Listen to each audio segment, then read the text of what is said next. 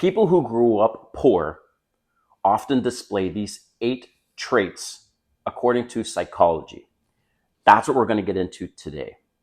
All right, if you're new to my channel, welcome. My name is Kane. I'm the Silver Bachelor. This channel is 100% dedicated to dating advice for older guys. And if you haven't subscribed, hit the subscribe button and a notification button because I'm dropping a video every day. All right, people who grew up poor often display these 8 traits according to psychology. And I'm going to get into these traits right now. Number 1, they have exceptional resistance. So, just quick background before I go into number 2, 3, 4, 5, and 6, and 7, and 8. I grew up poor, okay? Very poor. I lived in projects, and I'm sharing that with you guys, all right? I grew up in foster homes, and then eventually I got adopted into a different family.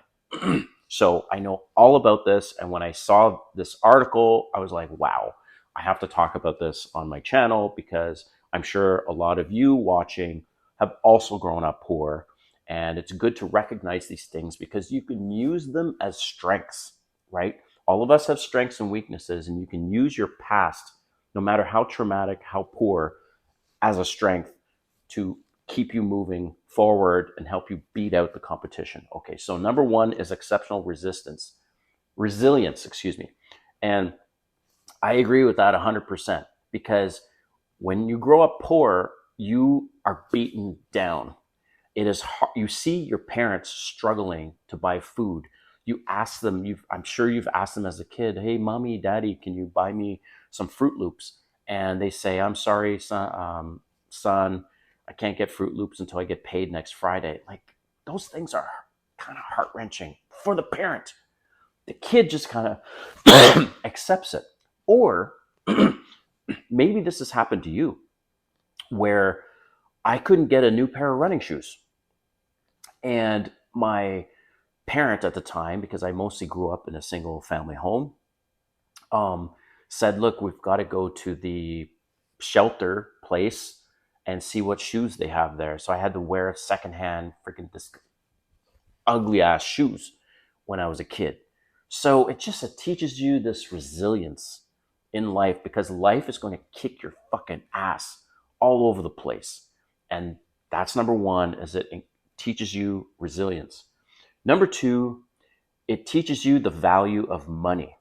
And it's a double-edged sword because those that grew up poor and then they come into money usually are not that great with money, all right? Because it's like generational trauma. They just grew up poor, they didn't have anything, and so they start to spend in areas that maybe they shouldn't.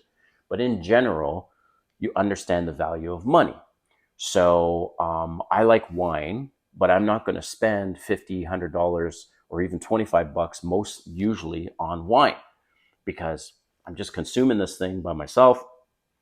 And the most I usually spend on wine on myself is around $10 actually, unless it's a super big occasion. Just like I can't stand going to a restaurant and I see on the menu the prices and it's just absorbent. Like a 6-ounce glass of red wine and it's like house wine and it's $20. Like, this is retarded. So that's what I mean. So that's number 2. Number 3 is empathy and understanding. Now, this is also a double-edged sword because I feel like a lot of people who've grown up poor maybe have too much empathy and they get taken advantage of those that prey on people that have a lot of empathy. Narcissists specifically, sociopaths. I've come across this quite often in my life, and I've now, I've been down this road many, many times, and so I can recognize these people that are narcissists and sociopaths trying to prey on my empathy. And now I just have less empathy just based on my age, but in general, those that grow up poor have a lot more empathy. Strong work ethic. Okay, this is a big one. This is number 4. This is the big one. Like, people, okay, look, I live in Atlanta and I'm originally from Canada, and I'm just going to put it out there. There's a lot of people that play the race card here in Atlanta. And I've heard conversations, I didn't even bring this up, and there's a lot of people that are all down and out about their life, and say, oh, I've been discriminated against. Oh, you don't know what it's like, and blah, blah, blah. And I'm thinking to myself, wait a minute. Okay, look, I'm not the darkest or the lightest person, right? But I have disadvantages. I have a last name that maybe doesn't resonate with some cultures. Um, I'm not a tall guy. And statistically, if you want to be an executive in a company, most executives that are hired are A, not a minority, and B, they're not short. So I'm 5'7", and I'm already against the general statistics of just who gets C-level executive positions in companies, and it's not short ethnic men typically, let alone women. But doesn't matter. I still work my fucking ass off. And if I have to work harder than everyone else in order to compete, so be it. So my attitude is, wait a minute. Most people are not working A, hard, and B, smart. They're not putting in the effort. They're not putting in the time, right? You guys watch YouTube and it's free, and I get it, but you have no idea the time that's required and the planning for all of these videos, the equipment that you need, and it's a grind, and you don't even make money from these videos for a long time. I'm talking serious money takes a while, okay? When I hear of things like women going to OnlyFans, they will make money way, way faster than a guy on YouTube. Like, it's just the way it is. So completely different, but not really. We're both digital content creators, right? But the men have much less advantages in terms of getting money from their videos. But the thing is, one common denominator between successful YouTubers and successful OnlyFans models is they put in a lot of work into their content and they're consistent. So strong work ethic is critical, and it's something that's usually learned when people come from less. So number 5 is appreciation for small things. Obviously, when you're poor and you're growing up poor and you don't have a Christmas tree full of presents under there, but you've got this one thing, or maybe it's not even that toy that you wanted.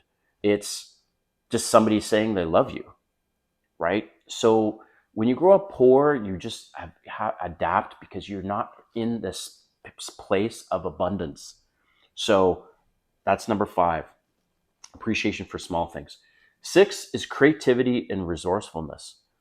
Look, when you grow up poor, you don't have all these toys. You don't have skates or roller skates, hockey skates. Maybe you don't even have a damn hockey stick because you don't have your parents don't have the money to buy you a hockey stick. So you got to find some stick out there and find a ring that you can use and use that stick to play around. And that translates into when you get older as an adult and you just become very resourceful of like, okay, how could I do more with less? So number 7 is adaptability. That's another key trait, is when you're poor and you grow up poor, you have no choice but to adapt into different situations and things. And as an adult, that's very, very beneficial in adapting to your surroundings and your situations. Last but not least is ambition. Whew! This is probably the biggest one. Those people that grow up poor are ambitious like you would not believe. Maybe they don't know how to get there. Maybe they're lacking in the consistency and the work ethic and all that stuff. But I don't know too many people that have grown up poor that don't have at least grand visions of themselves and are ambitious. So I hope you like this video, and let me know what your story is if you also grew up poor, and if there's anything else you would add to this list. All right. Thanks for watching. We'll see you next time.